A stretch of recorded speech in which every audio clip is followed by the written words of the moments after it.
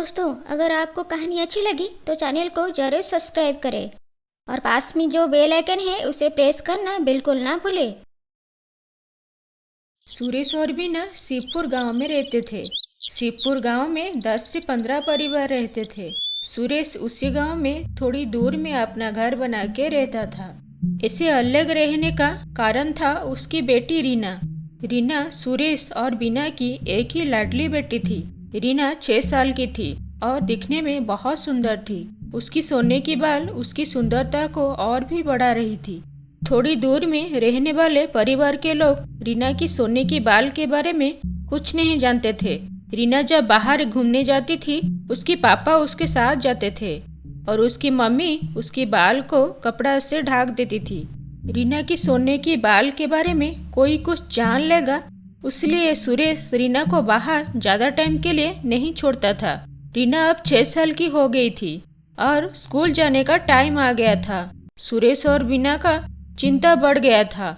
अगर रीना स्कूल जाएगी तब सब उसकी सोने की बाल के बारे में जान लेंगे। रीना की सोने की बाल उसके लिए परेशानी खड़ा कर सकता है, ये सोच के उसके मम्मी पापा बहुत परेशान हो गए थे। बहुत चिंता करने के बाद बीना को एक आइडिया आया। वो रीना के बाल में काला कलर की रंग लाके लगाने के लिए सोची। रोज रात को बीना अपनी बेटी रीना के बालों में काला कलर लगा देती थी। इसे करने से किसी को रीना की सोने के बाल के बारे में कुछ पता नहीं चलता था। रीना की स्कूल फ्रेंड्स भी उसकी सोने के बाल के बारे में कुछ नहीं जान पाए। इससे कुछ साल अच्छे से बीत गया। रीना अब 18 साल की हो गई थी। बड़े होने के साथ साथ उसकी सुंदरता और भी बढ़ गई थी। उसके बाल भी लंबे हो गए थे।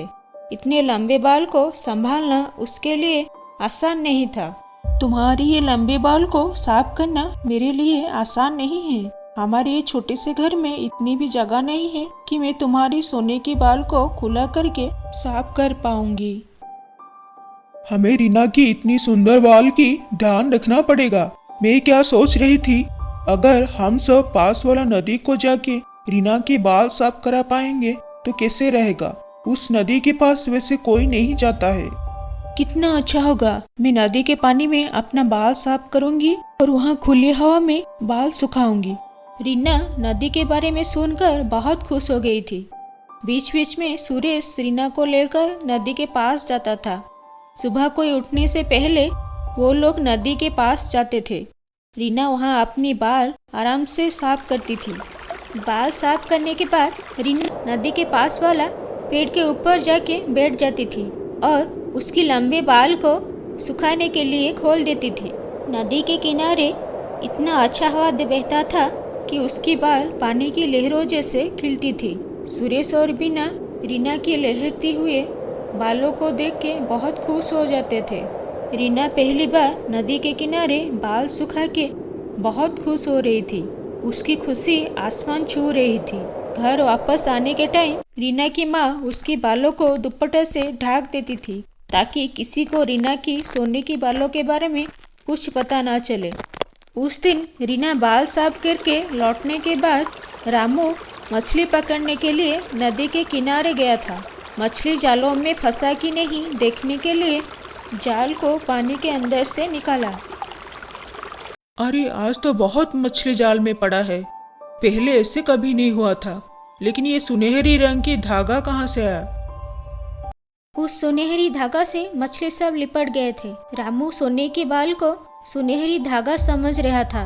वो सोने की बाल को मछलियों से अलग कर दिया और नदी के पानी में फेंक दिया। मछलियों को लेके अपना घर वापस आ गया। रामू जहाँ पे जाल बिछाया था वहाँ से थोड़ी दूर में पास के गांव के जमींदार खड़ा हुआ था और अपने घोड़े को पानी पिला रहा था। हर दिन जमींदार अपने घोड़े को लेकर नदी के किनारे आता था। घोड़ा इधर उधर घूम के खाना खाता था और नदी के किनारे आके पानी पीता था। उस दिन घोड़ा पानी पी रहा था। अचानक जोर से चिल्लाने लगा। जोर से आवाज करके अपना टांग हिला के पूंछ को अपना टांग से पीट रहा था। अरे क्या हुआ, आज ये घोड़ा क्यों ऐसे हो रहा है। लग रहा है उसके मुंह में कुछ चला गया है। जमींदार घोड़ा की मुंह खोल के देखा कि उसके मुंह में धागा फंस गया है। अपना हाथ डाल के वो धागा को निकाला।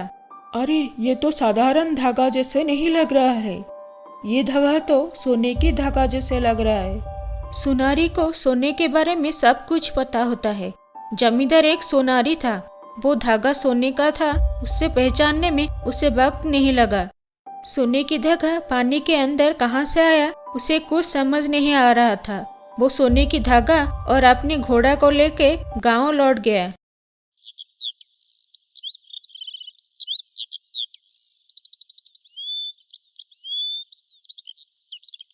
कुछ दिन के बाद फिर से वो अपना घोड़ा को लेके नदी के किनारे निकला। जंगल के रास्ते से चल पड़ा, नदी के पास पहुंच गया था। थोड़ी दूर में उसने जो देखा उसे विश्वास नहीं हुआ। रीना पहले जैसी नदी के पानी में अपना बाल साफ कर रही थी। उसकी सोने के बाल नदी के पानी में चमक रही थी। कुछ टाइम के बाद रीना फिर पेड़ के ऊपर उठ गई और अपनी बाल सुखाने लगी। रीना की सोने के बाल और उसकी सुंदर चेहरा देख के जमींदार दंग रह गया। अपना घोड़ा को लेके जमींदार रीना का पीछा करने लगा। रीना और उसके परिवार कहाँ रहते थे वो जानने के लिए जमींदार पागल हो गया था। जमींदार गांव वालों को रीना की सोने के बालों के बारे में पूछने लगा, लेकिन रीना की सोने के बालों के बारे में कोई कुछ नहीं जानता था। गांव के लोगों ने उस लड़की की सोने के बालों के बारे में शायद कुछ नहीं जानते हैं। यहाँ तो कोई कुछ नहीं बोले। अगर वो लड़की मेरे घर की बहू बनेगी तो बहुत अच्छा होगा। जमींदार घर जाके अपनी पत्नी को सब कुछ बताया। थोड़े दिन के बाद जमींदार अपना परिवार के साथ रीना के घर आया। रीना का सोने के बाल के बारे में वो सब कुछ जानता है, वो बात सुरेश को बताया। जमींदार सुरेश को बोला कि वो अपनी बेटी रीना को अपना बहू बनाना चाहता है। जमींदार के प्रस्ताव से सुरेश राजी हो गया था। जमींदार का बेटा कुमार पढ़ा लिखा था और अपने पापा का सोने का दुकान संभाल रहा था। जमींदार के परिवार लोग रीना के सोने के बाल और उसकी सुंदरता पास से देख के खुश हो गए थे। आपके बेटे से रीना की शादी कराने में हमारा कोई आपत्ति नहीं है, लेकिन हमारा एक शर्त है कि आप रीना की सोने के बाल के बारे में किसी को कुछ नहीं बताएंगे और उसके बाल कभी नहीं काटेंगे। सुरेश की शर्त से जमींदार राजी हो गया था। अच्छा टाइम निकाल के कुमार और रीना की शादी हो गया। शादी के दिन रीना अपनी सोने के बाल को दुपट्टा से छुपा लिया था। शादी में आने वाले अतिथि को रीना की सोने के बालों के बारे में कुछ पता नहीं चला। दोनों की शादी अच्छे से हो गया और किसी को कुछ पता नहीं चला। सोनारी के घर में शादी होने के वजह से जमींदार के परिवार वाले उसके सोने के बाल की बहुत ख्याल रखते थे। रीना की सोने के बाल को लेके वो लोग लालची नहीं थे और उसको कभी परेशान नहीं करते थे। रीना और कुमार दोनों साथ में खुशी खुशी रहने लगे।